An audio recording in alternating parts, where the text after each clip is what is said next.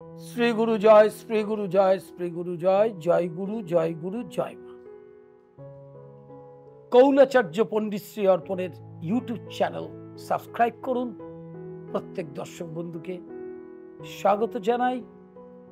ইতিমধ্যে অনুষ্ঠান দেখছেন এবং অনুষ্ঠানের আলোচনার বিষয়বস্তুগুলো আপনারা উপকৃত হচ্ছেন।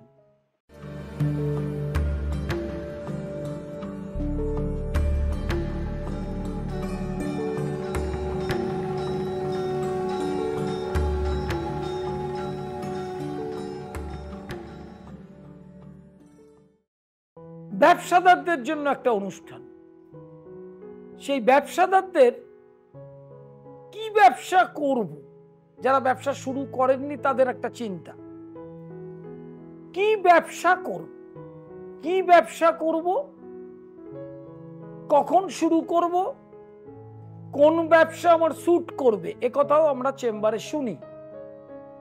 প্রথম হচ্ছে ইন্ডিয়ান ট্র্যাডিশনাল অ্যাস্ট্রোলজির রাশিচক্রগতভাবে একটা জিনিস ভাবতে হবে, কোন কোন গ্রহ কোন কোন ব্যবসা করায়। ধরুন শুক্র বিলাসদ্রব্য, হোটেল রেস্টুরেন্ট, ছায়াছবি, সঙ্গীত, ইনস্ট্রুমেন্টাল, সঙ্গীতের ইনস্ট্রুমেন্টস, সেতার, সরোদ, তবলা, গিটার, এগুলো বিক্রি করা। এবং বুধ প্রেস, প্রিন্টিং,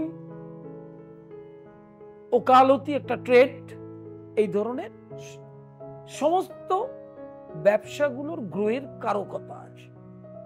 আমাদের একটা সমাজ ব্যবস্থায় একটা বিশেষ জিনিস চোখে পড়ে, দেখবেন কেউ মিষ্টির দোকান করেছেন, খুব ভালো সেল হচ্ছে, শ্রীবৃদ্ধি হচ্ছে, সেটা দেখে মনে হলো আমিও একটা মিষ্টির ব্যবসা করি, কিন্তু দেখা গেল সেই যে দোকানটা, সেই দোকানটা আপনার চললো। তাহলে প্রথমে রাশিচক্রগতভাবে গ্রহের কারকতাটা ভালো করে জানতে হবে, কোন গ্রহের কি ধরনের ব্যবসা। চন্দ্র হচ্ছে তরল পদার্থ, বুধ হচ্ছে প্রেস, প্রিন্টিং, চার্টার্ড ফার্ম এবং ওকালতি, এটা প্রফেশনের মধ্যে পড়ে। Trade wise agency. বৃহস্পতি মিষ্টির দোকান, মাংসের দোকান। এটা সংক্ষেপে একটু বলে নেই। শুক্র বিলাসী দ্রব্য, গান বাজনার ইনস্ট্রুমেন্টস, গান বাজনার ব্যবসা, মানে কারো বাড়িতে সঙ্গীতের বিদ্যালয় আছে, ছাত্রছাত্রীরা পড়াশোনা করেন, সেটাও একটা ট্রেড। শুক্র গাড়ির ব্যবসাও করায়, যে গাড়ি বিলাসী, 4 হুইলার্স, ভালো বিলাসী 2 হুইলার্স। শনি লোহার ব্যবসা করায়, ট্রান্সপোর্টের ব্যবসা করায়। রাহু হঠাৎ বড় লোক হওয়ার নেশা, লটারি কাটা, অবৈধ উপায়ে রাতারাতি বড় লোক হওয়া। মঙ্গল কনস্ট্রাকশন, জমির দালালি, ভূমি, এই ধরনের অনুষ্ঠান, মানে এই ধরনের কারকতা থাকে ইন জেনারেল। কিন্তু আপনার রাশিচক্রে কোন গ্রহ কি ব্যবসা করালে আর্থিক শ্রীবৃদ্ধি হবে সেটা তো আপনি জানেন না। সেটার জন্য অভিজ্ঞ জ্যোতিষের পরামর্শ নিতে হবে। যদি সপ্তমে শুক্র থাকে, তাহলে যেটা বললাম শুক্রের কারকতা, সেটা আপনাকে দেখতে হবে। যদি বুধ থাকে, তাহলে বুধের কারকতা অনুযায়ী যেতে হবে।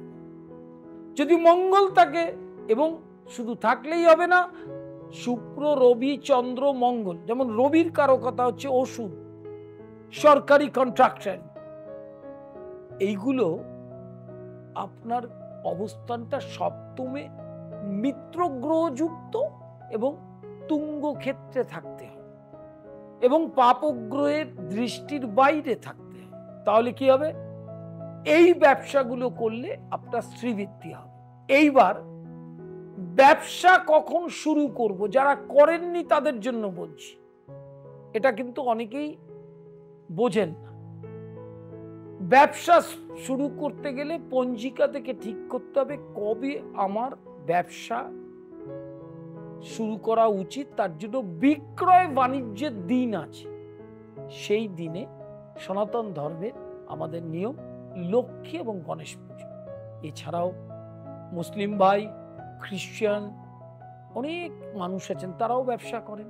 তারা তাদের ধর্ম অনুযায়ী সেটা তাদের ধর্মে যে নিয়ম সেই নিয়মটা মেনে করবে। সব ধর্মই এক, ভিন্ন ভিন্ন আচার, কিন্তু ঈশ্বর তো এক।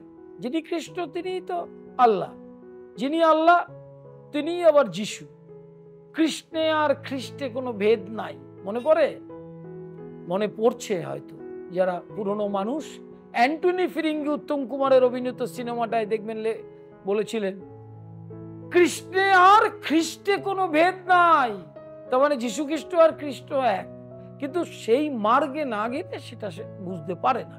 তাহলে আমার জাতি বর্ণ ধর্ম নির্বিশেষে সাধারণ মানুষ যে ব্যবসা করে সেক্ষেত্রে তার দ্বিতীয় সপ্তমে চোখ রাখতে হবে এবং একাদশে। একাদশ আয়, সেকেন্ড হাউস সেল, সপ্তম ব্যবসা এবং মহাজন। আমার ওই ব্যবসায় প্রতিষ্ঠা হবে কিনা, দ্বিতীয় ঘরের থেকে ধন সঞ্চয়, ধন সব ব্যবসা করবেন, তারপর একাদশে চোখ রাখবেন। দ্বিতীয় পতি, সপ্তম পতি, একাদশ পতি যদি শুভ গৃহে থাকে তাহলে অবশ্যই আপনি ওই ট্রেডগুলো যেগুলো আলোচনা হলো, বুধের ব্যবসা, শুক্রের ব্যবসা, রবির ব্যবসা, আপনাকেও পড়াশোনা করতে হবে জ্যোতিষে। শুধু জ্যোতিষের দ্বারস্থ হলেই হবে না। কারণ আপনি যখন কোনো ব্যবসা করবেন তখন জেনে নেবেন না যে এই ব্যবসায় লাভ কত, লোকসান কত, পরিশ্রম কত, ইনভেস্ট কত, ব্যবসাটা সম্পর্কে কোনো ধারণা আছে কিনা। আমরা কি করে দুম করে ব্যবসায় নেমে যাই, বাবা পুঁজি দিলেন বা ঠাকুরদার সম্পত্তি বিক্রি হয়ে পুঁজি হলো, আমি ব্যবসায় নেমে গেলাম, কিন্তু সেই ব্যবসাটা যখন ডুববে সাংসারিক বিপর্যস্ত হয়ে যাবে। সেই হয়ে যাওয়ার সময় তার দায়বদ্ধতাটা আপনার ঘাড়ে আসবেন। আমি সেটা চাই না। আমি চাই জ্যোতিষ মতে, ট্র্যাডিশনাল অ্যাস্ট্রোলজি, হস্তরেখা থেকে গ্রহের অবস্থানগুলোকে ঠিক মতো করে ব্যবসায় সেল বাড়াবার জন্য, বিক্রির জন্য ব্যবসা, যত বিক্রি তত লাভ। ধনদা কবচ মহালক্ষ্মী, অব্যর্থ একটি মহা ঔষধ। ধনদা কবচ মহালক্ষ্মী। আর ধং রিং শ্রিং রতি প্রিয় স্বাহা, ধং রিং শ্রিং রতি প্রিয় স্বাহা। আরেকটি কথা বলি, লক্ষ্মী গণেশ পুজো ঘরে ঘরে দোকানে দোকানে হয়, কিন্তু দর্শনটা না জেনে হয়। গণপতি বাপ্পা প্রণাম মন্ত্র কি? একদন্তং মহাকায়ং লম্বোদরং গজাননং বিঘ্ন নাশকরং প্রণমাম্যহং। এক দন্ত মানে 1 লক্ষ। 1 লক্ষে ব্যবসা করতে হবে। সোমবার ব্যবসা করব, মঙ্গলবার দোকানটা বন্ধ রাখবো, হবে না। আর লক্ষ্মী আমরা কি বলি সমাজে? লক্ষ্মী মেয়ের মতো বসে থাকো। কেন বলি? লক্ষ্মী যে স্থির। তাহলে ব্যবসা করতে গেলে স্থির হতে হবে, 1 লক্ষে ধৈর্য ধরতে হবে, ধনদা কবচ মহালক্ষ্মী যন্ত্র প্রতিষ্ঠা করতে হবে, ধনদা কবচ ধারণ করতে হবে, এবং ধং রিং শ্রিং রতি প্রিয় স্বাহা এই মন্ত্র 108 বার জপ করতে হবে। আপনি আপনার যে আর্থিক শ্রীবৃদ্ধি, ব্যবসা যে জন্য করে সেই জায়গায় অবশ্যই পৌঁছে যাবেন। কৌলাচার্য পণ্ডিত শ্রী অর্পণের ইউটিউব চ্যানেলটা সাবস্ক্রাইব করুন। অনলাইন কনসালটেশনের জন্য 24 ঘন্টা খোলা, এবং online class, Indian traditional astrology, তন্ত্র, বেদান্তের ক্লাস। আর কখন, কোথায় চেম্বার, কোন অ্যাড্রেসে চেম্বার, বুকিং নাম্বারে ফোন করলে অবশ্যই জেনে নেবেন। আজকের মতো বিদায়, নমস্কার।